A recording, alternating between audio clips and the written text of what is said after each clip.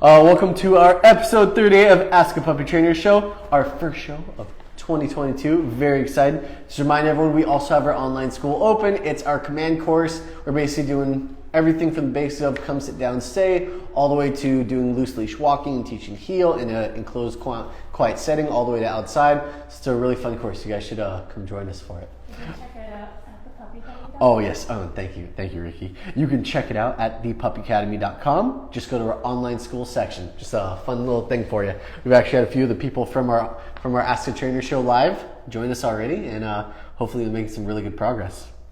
All right, guys. So again, you can post your questions through the chat here. You can submit it the week before. You can submit it after this if you want. And we have a lot of questions. Ricky's giving me the look that I better get going. We have 3 pages of questions because we didn't do one last week. So we're ready for it. All right. Oh, I don't have Bethany to read the long ones. All right, you guys get Sparky's version of paraphrasing, which is read it verbatim. All right. From Sound Grace, Happy New Year. Luana Cavapoo is turning 8 months on January 3rd. I have 2 growling questions. If I touch her while we are playing with the toy, she starts growling. She still plays and I feel like she's getting excited, but it makes me a little bit nervous sometimes because I'm not sure if she doesn't want me to touch her. Is it normal?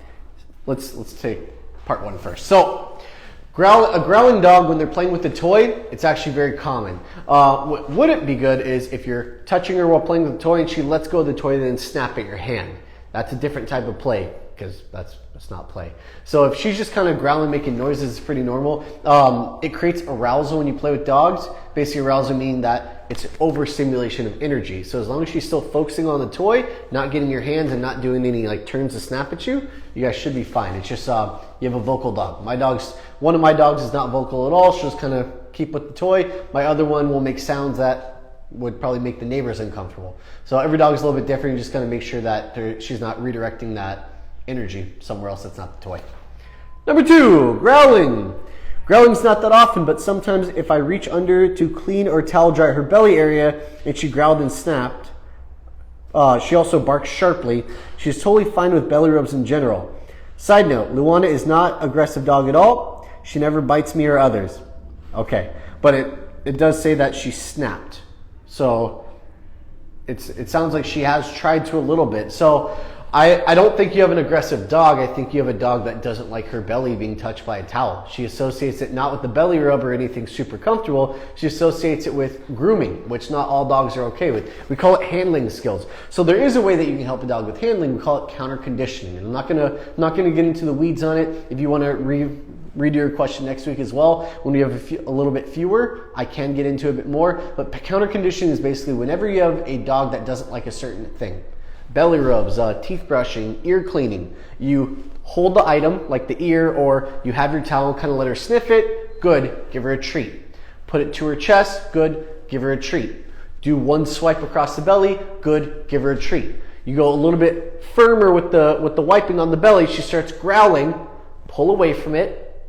Wait her out. When she settles down, good, treat, and then go a little bit less than that. You're not trying to get to the point of growling. You're starting to work her a little bit below threshold, which is kind of just that uncomfortable removing the towel and then rewarding for it. And eventually you get to the point to where you can actually continue wiping her down and treat her periodically during the wipe down. You won't be doing that when she's growling though. You don't want to reward the growling. You want to reward the calm and the stationary. Once you get that, then you can start rewarding her. So just play around with that. I don't think you have an aggressive eye. I think you have a dog that doesn't like to be groomed.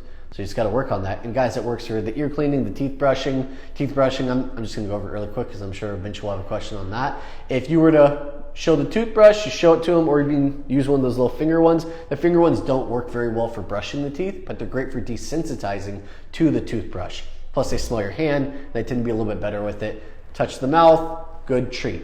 Go in the mouth, good treat. Touch the ear, good treat. You kind of get the cycle. All right, next question. Yes, I'm very, very caffeinated right now. I had to bring the energy of both Bethany and myself because she's not here to argue with me, so I get to argue with myself today. I'm sure Ricky loves that. All right, I can't say the name, but we're gonna go with it. How do you prevent puppy from being overly excited and accidentally nipping our 2-year-old? We just had that question earlier this morning. Little King 79. Little King 79. Oh, I was trying to say looking. I thought that was one word. Lil King 79. So sorry for mispronouncing that one. Overly excited, accidentally nipping her 2-year-old. That is not accidental. That is a younger dog trying to play with your 2-year-old, but having very, very sharp teeth. 99.9% of the time, that is not accidental. That is their way of communicating. But that doesn't necessarily mean that we like it. So a greater way of helping them understand is setting firmer boundaries. I don't let my really, really young puppy run around with my older dog, because the young puppy is probably going to push the boundary of the older dog, and eventually, even for very docile older dogs, they're going to feel like they have to reinforce their boundary and maybe snap or bark at the puppy. Might scare them and create a little bit of the mental stuff on the background. So what we can do is we can build stronger boundaries. We can do barriers. Ricky, yes? I don't know if it's a 2-year-old dog or a 2-year-old child. Oh. It could be a child. Oh, is this a child? I'm gonna answer for both. Yeah. It's the same thing for both. 2-year-old dog or 2-year-old child, I don't really care. It doesn't really matter which one it is. It's gonna be the same thing. I don't give free access to get to the 2-year-old dog or child. I have my puppy on a leash. Usually if it's a really young puppy or a small puppy, I'll put them on a harness and attach a leash to the harness, and I'm more preventative. They try to run to the 2-year-old, dog or human, doesn't matter. I prevent them from getting there, and I start setting a boundary that way. Also, I try to use crate and build the structure. So for the couple hours, sorry, we have an ambulance going by, I'll wait it out.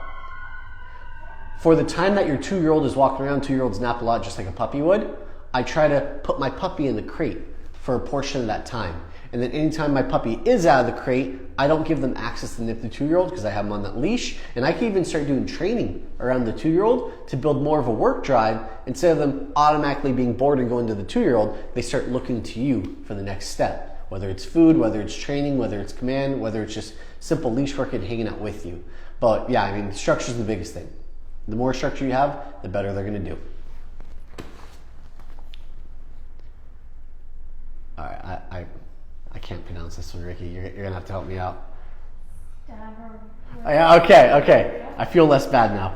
I can't pronounce it. How can I help my puppy stop chewing on everything? She's about 9 weeks old. So we're gonna come back to Lil King 79.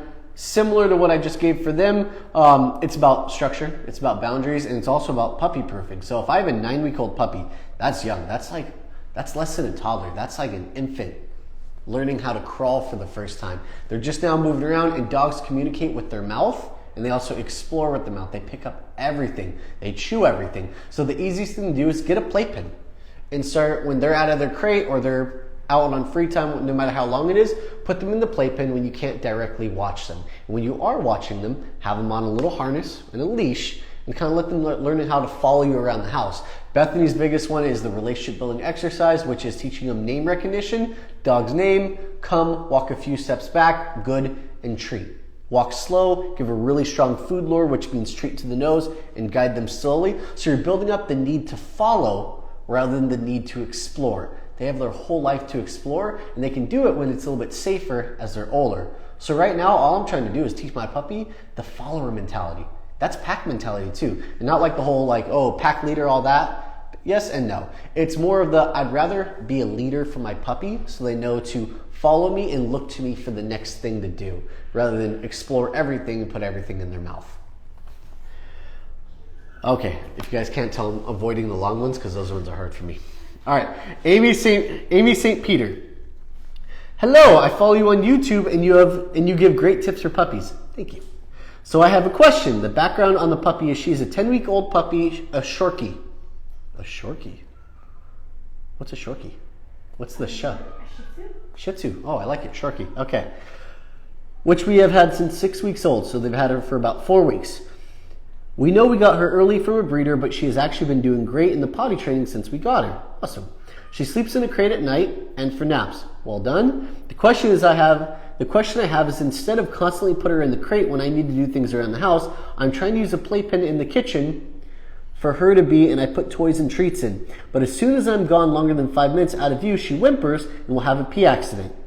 This is really the only time she has accidents in the house, when I put her in the pen. Just trying to get advice on what to do when she wakes up from a nap. I feel bad putting her right back in the crate when I need to do things around the house, trying to figure out small puppy area for her.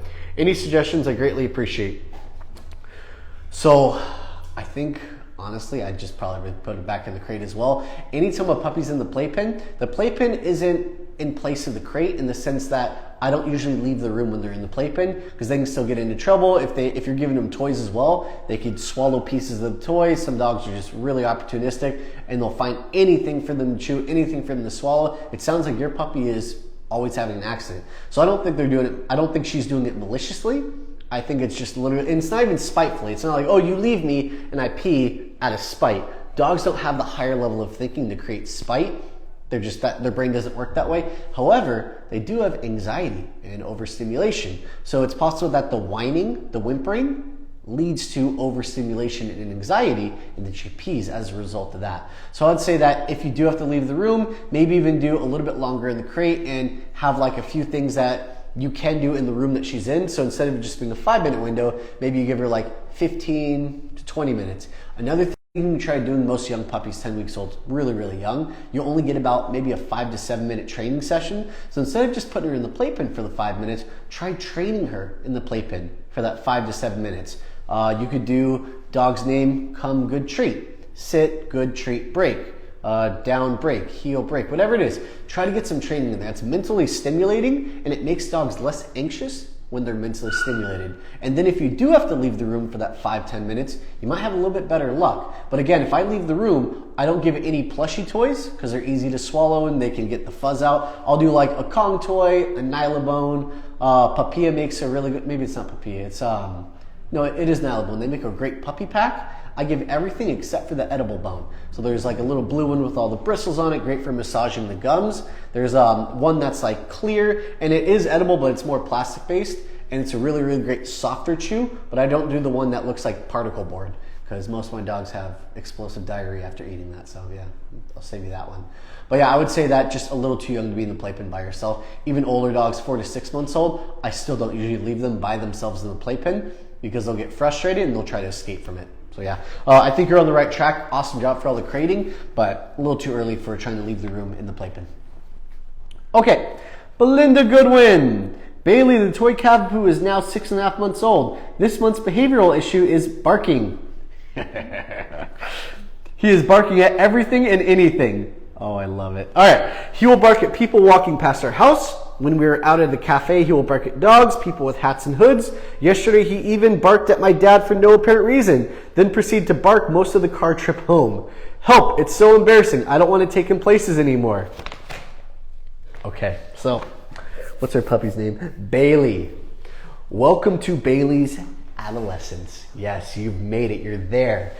I know you're probably not patting yourself on the back because now you're dealing with barking, but you're at the new stage of development, which means that he's exploring his world with barking. He's communicating, and maybe some of it's demanding, maybe some of it's, I don't know, it could just be him communicating with other dogs or trying to demand attention. But what I do want to say is never pet him, never comfort him through the barking. Dogs don't see comfort in a rational way like a human does. Your kid is nervous, you're like, hey, it's okay, you pat him on, you like rub his back, something like that. Dogs, you do that, you're actually acknowledging and you're rewarding the bad behavior, like the barking. I'm not saying you are, this is just more of a general for anyone watching, but what I will do is I'll try to work them through that energy. Barking is a stage of overstimulation. So how to work through stimulation, it doesn't just dissipate on its own unless the distraction walks away and is just out of sight. You have to work them through it, meaning that I'll grab some food, I'll get a little training pouch, and I think I might be taking my training pouch anywhere I go that I don't want my dog to bark. So the minute they start barking, I have the leash on. I try to work them below threshold, meaning that if the person's walking right in front of me and that's what they're barking at, I have to move away from them. And I won't even try to use food right away. I'll just try to use some leash pressure. Just walk with some like really good intent, like, hey, let's go, we're moving. They start following a little bit, and the minute they even glance at you, take that treat, put it to their nose, and slowly lure them away from the person, the dog, the smell, the squirrel, whatever the heck it is. Lure them away, and then start training them back and forth. Dog come, good treat. They hit the end of the leash, let them hit the end of the leash. The minute they turn back and look at you, walk back, dog come, good treat. You're rewarding them breaking focus from the distraction. But I'll be honest, a young puppy, how old is her puppy? 6.5 months old, that's not that young. That's more of an adolescent. But you may not be able to get them to stop barking in the moment. If you're really, really struggling with this, my answer may not be enough. You may actually need to hire a trainer that will teach you different training tools. You have a lot of different ones. You have like training collars, you have harnesses, you have back harnesses, front harnesses, general leaders. You have a lot of tools to grab focus, and that may be your next step. You can try my advice, but it may not work to the greatest standard. You may need to take the next step, which is to hire a private trainer or do like a group class at your local Petco, something like that, and then help them through it. Or even our online school, we do a lot of different techniques for building up stimulation and then working through that stimulation. That's pretty much everything we do. You may not get the outside walk with someone one-on-one, but we're still giving you a lot of tips to work through it. So just to give you a couple ideas, I know that's probably not the greatest answer, but I don't really have a great answer for that one because that is a pushy puppy starting to learn a new way to communicating. So you still have to find a way that works for you guys. Okay. Page 2 of 3. How much time do I got? Oh, I got 13 minutes. We're good, guys. We'll get through at least. Questions coming in too if you get time. I know, but I'm just letting you know. If you see anyone answering the questions that I'm going over, please just read them out to me because I like the rapport of going back and forth. All right, Arlene Sepulveda. Hey, we have a street named Sepulveda. Hello, I have a 10-week-old German Shepherd mixed with Husky. Oh, you poor woman. And we can't get him to stop biting us. Sounds about right. We tried redirection, saying no, but it does not seem to work. She is actually fully vaccinated now, so we take her out for walks. She is not fully vaccinated. Oh, she's not fully vaccinated. Thank you. That is an important point. So we cannot take her out for walks. See how the brain works? We just kind of make up things we want to hear. We do have a backyard, but it's not puppy friendly, and we have a lot of works, and it's all dirt. We find ourselves taking things out of her mouth the majority of the time. We do try to play fetch with her, but loses interest really quick or gets distracted. Please help. All right. So the biting, one of the easiest things you guys can do is start putting a leash on her. 10-week-old German Shepherd Husky mix, so probably pretty small. I'm not sure I'd necessarily put it on the flat collar yet because we still have a pretty developing trachea, so I kind of want to stay away from that. But what I would do is I'd put it on the harness, and it's most of the time as simple as she starts doing the biting, I lift up the leash, extend out my arm, and kind of create a little bit of space between my leg or my hands and the thing that's biting me, which is the puppy. I create distance. And as she settles down, I'll give a little bit of slack. And the minute I get that moment of settle, I've got my treat pouch, I've got some food, and I'm redirecting that biting into something more positive. All biting is overstimulation. I want you to think your puppy, and this is for, I'm going to reference this probably 10 times today for most of these questions. Think of your puppy as a big atom. Crazy, crazy energy, just has no channel. When we don't give it channels, atom bomb explodes. That's the biting, the jumping, the nipping, the pulling, the barking. Half the things have already gone over. However, if we give it channels, come, sit, down, stay, all these channels for the energy to go into, now we don't have a puppy going crazy. Now we have a puppy trying to earn food, trying to earn attention. They're no longer demanding, they're earning all the things that we give them, even if it's one-day affection. Not yet, not for a Shepherd Husky. I'm doing minimal affection, maximum training. If I'm going to give 5 minutes of love, I know, Bethany always makes fun of me. I am the ratio guy.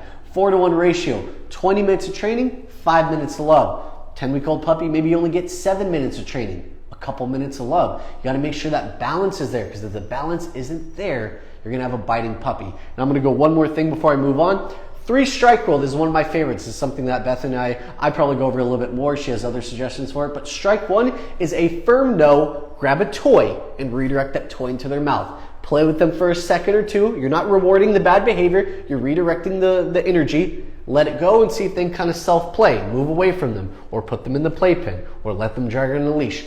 Strike 2, you got a pushy puppy. Strike 1 doesn't work for all dogs. It doesn't work for a lot of dogs, but I still like to give it. But strike 2 is something we call a body block. Imagine this is me, this is puppy. Puppy is biting me, puppy is jumping on me. We do something called a body block spatial pressure, meaning that when puppy pushes my boundary, enters my bubble gets a little bit bigger by me moving in. No! And I encroach on my puppy's space. I'm basically trying to take their space just like they're trying to take mine. A firm step in, a firm no. Most of the time we'll make a puppy, whoa, back off for a second. The minute they back off, hand command sit. Remember, food. You gotta have that food pouch on. If you got a nippy puppy, you're always having food. You always have that pouch in your pocket or hanging on your belt loop. The minute they back off for that split second, food, sit, pause for a couple seconds, come, sit, don't reward right away, otherwise they're going to bite you and then sit and expect food. You need to redirect them away from that moment. Sit, good, and then treat, and turn that into a mini training session. Work through that frustration that's leading to the biting and work them down a little bit. But hey, I get it. Not every puppy, even then, will stop. Sometimes that's a puppy's way of telling you, I'm tired, I'm overstimulated. It has been too long of me being out of the crate or out of the playpen, and I've just been awake too long. So I'll take a deep breath, because now I'm mad. It's been 10-15 minutes of me getting bit, so I'm frustrated. So that deep breath is gonna help you regulate your energy so you can calmly pick up your puppy and put them in the crate. I know what you're saying, but Sparky, I thought crate was never supposed to be a punishment. And you're right, it's not. It's how you use the crate. If it's bad dog, no, crate. They're like, whoa, that was pretty scary. I don't think I like this anymore. And they're gonna fight you the next couple weeks going in there. It's all about regulating your energy, not using a no anymore, and calmly picking them up, putting them in there. They're gonna sit in there like, hey, what the heck happened? I was biting you and I know how much you love that. What happened? It's our way of saying you got too much of something and I can't help you anymore. I've tried. It's not working. Let's let you take a little nap, calm down. 20, 30 minutes later when you're relaxed, then I'll bring you back out of the crate. Okay, that's all I'll say on it. That's the big thing though. You gotta make sure you can redirect, eventually address, and if none of that works, give them a little nap time. I would say it's a timeout, but that's more of a human concept. For them, all it is they're taking a rest. That's it. All right, next. Mr. Teddy. I like it. I like the name. Hello, wavy hand. My 8.5-month-old Cockapoo has started to bark in the middle of the night in crate or pen. Us parents sleep upstairs and are trying to ignore him. Bedtime routine hasn't changed. Could it be because his walks are much shorter now? It's winter here in cold Canada. Oh, Ricky's from Canada. She gets it. And he's not as tired. We tried playing with him after his walks, which does seem to tire him out. But please help him get back to sleeping throughout the night, as 2, 3, 4 a.m. barking isn't good for any of us. All right. I am really hoping that you guys haven't taken him out at 2, 3, or 4 a.m. for a potty. First night, not a big deal. Second night, you're building an issue. Third night, that's a problem. The 5th, 6th, and 7th night, that's a new habit, and it'll take you weeks to break that habit. However, if you are getting that barking, what I do suggest is about, let's say you go to bed at 10, 11 p.m. You don't have to take them out for a walk. That's not where most of my puppies get all their mental stimulation. They get actually probably about maybe a quarter of it, maybe even a third. Most of the mental stimulation, what tires a puppy out, doesn't come from physical exercise, it comes from mental stimulation. So practicing your commands, your come, sit, down, stay, walking him in circles around the house. Every time he pulls towards something, let him get to the end of the leash, call him back to you and change direction. Redirect his focus will work through mental stimulation. To give you an idea, I take some of my dogs for like an hour and a half walk. They're older, they're like 2, 3, and 9 years old. So they can go for those longer walks, but I can walk them for 2 hours, get them home, they sleep for 30 minutes, and now they're rolling around the house again playing. But if I train my dogs 15 to 30 minutes, older dogs, younger dogs probably 10 to 15, they will sleep for 3 hours. Mental stimulation is much, much, much stronger than the physical stimulation. So try giving your puppy a training session about 30, 40 minutes before bed, and then before putting him in the crate, let him hang out in the living room with you on a leash, maybe in a playpen, 10 minutes before going in the crate, so you're giving that calm. But even that sometimes doesn't work. If you're still getting that wake up at 2, 3, 4 a.m., simply, okay, I'm gonna think how I want to address this. I can walk up to the crate, give a firm no and a light tap, hey, hey, hey, settle down, not on the dog, on the crate. You're not trying to pull the dog out. You're not handling the dog at all. But some dogs will even see that as a victory. Oh, look at me. I got mom and dad out of bed. They tapped that crate. I win. Maybe we don't do that. Maybe we even just ignore it and see what happens. 2, 3, 4 a.m. If you can ignore it for a few, tongue-tied. If you can ignore it for 2 to 3 days, most of the time it will stop on its own. If it continues, then you need more mental stimulation before going to bed. I'd also cut off water anywhere between 6 to 7 p.m., maybe even earlier. If you're taking your puppy out at 4 a.m. and they're having a 30-second pee, you need to make sure that they have nothing in the bladder, they're mentally stimulated and tired, and if they are trying to create a bad cycle of you getting up in the middle of the night and you've done it already, you might just need a couple nights of ignoring them. So how it goes. Check back with us. Let us know. Maybe Bethany will even have different suggestions for you. She deals with a little bit more of that because her puppies that she trains sleep at the house with her. She's boarding, so she might have some good suggestions for you too. All right, Kaya, Otis, and the last one got cut off. I'm gonna call it sometime. All right. Hi guys, we miss you. A question for, oh, I think this is actually one of our old dogs. Is this Kaya? Oh, Kaya, I miss you, Kaya. All right. Kaya and Otis. Hi guys, we miss you. A question for the next show. How to prepare a 1-year-old puppy for a cross-country move, e.g. 5 to 7 days in the car. Ooh. Not having a permanent home for a few months, adapting to living in an urban environment versus a laid-back beach town, Redondo, Hermosa, etc. All right, so let's address the car first. Anytime you're getting a dog in the car is the same thing. I want you to go back to the basics of using the crate. So I would do like maybe even like 3 to 4 hours. Kai is an older dog, a 1-year-old dog. You can probably do about 3 to 4 hours in the car, but then treat it as the same way as what you're doing at your house. 3 to 4 hours in the crate, pull over, give her a chance to go potty, maybe do 5-10 minutes of training on the side of the road. I'm giving you my ideal. I know this isn't practical for every situation. Maybe 5 to 10 minutes of like doing a short walk and some training. Heel sit down, down stay, come from 20 feet away on a long leash, sit down, stay, mentally work her, get her in the car and pretend like the car seat has a little bed on it and that's your play station for 30 to 45 minutes. Put her back in the crate. Your free time is going to be a little bit shorter, obviously, because there's not a house for her to move around in. And then put her back in the crate for another 3 to 4 hours. 5 to 7 days is a long time to do this for, but I have faith in you guys. I'm sure you're staying at a hotel or something in between. So just make sure that when she is out of the car, you give her a little bit more mental stimulation to carry her through the next day.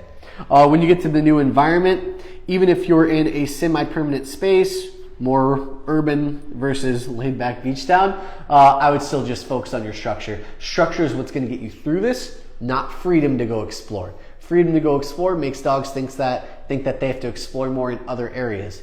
Give her something that's easy for her to follow. Perfect. Let us know how it goes. All right, Mr. Teddy. Oh no, I already did Mr. Teddy. Kenzie. Would love your help. My female 11-week-old golden retriever puppy humps me for attention and demand barks. Female, does it say female? Yeah. Yeah, okay. Just getting my thought process straight. I've tried ignoring the humping and the barks and wait till she's quiet and then redirect or tell her to place, but she just isn't getting better. I've also tried kneeing her off and using a firm off, but that riles her up even more. Please help. Also, how do I get her to like to chew her rubber toys? She's teething and will only chew the furniture or an edible bone and easily gets bored of a stuffed Kong. Ooh, oh, I like this one. I like this one. All right.